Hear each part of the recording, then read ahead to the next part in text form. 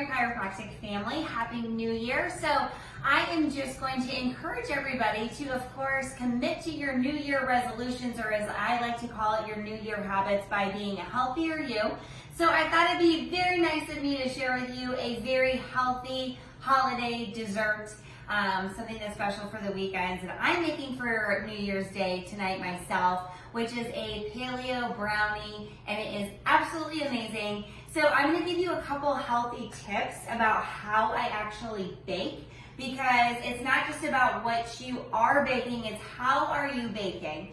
So first off, I want to point out that I just do everything with stainless steel and glass. We actually don't even own a microwave. The reason we don't own a microwave is they are pretty toxic. They actually degrade your food. They put radiation in your food. So we want to avoid things like microwaves. So when I actually have to add coconut oil to my brownies, I actually cook and heat everything up in a stainless steel pan. So I use a stainless steel pot. I use a stainless steel bowl. I use stainless steel cups. I use stainless steel measuring spoons. And I bake in glass. So that's going to be your most non-toxic way of actually baking. I line my glass baking pans with coconut oil.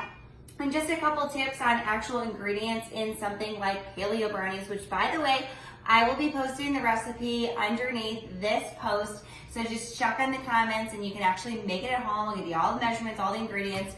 But just a couple items is something like coconut oil, for instance. Coconut oil is not just any old coconut oil. You want to find something that's going to be cold pressed and unrefined, which means that it's in its more raw state. I always say a really good key is when you open up your jar of coconut oil and you sniff, you want to smell coconut. If you don't smell coconut, it's way too processed. There's no nutrients, garbage. Don't want that. So we want to have something that's cold pressed, unrefined.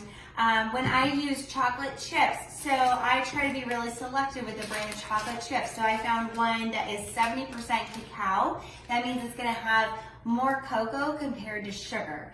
So we want to avoid sugar. This is something that's more dark chocolate compared to the sugar. You will absolutely survive, and I promise it will taste delicious. And even something like almond flour.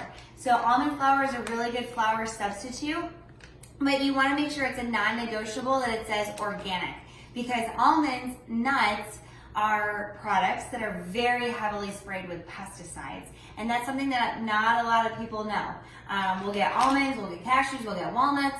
We don't really think anything about it. Oh, they're healthy, but again, if they're not organic, they're going to be sprayed with pesticides. So you're eating a healthy food that's extremely not healthy for you. So those are just a couple tidbits.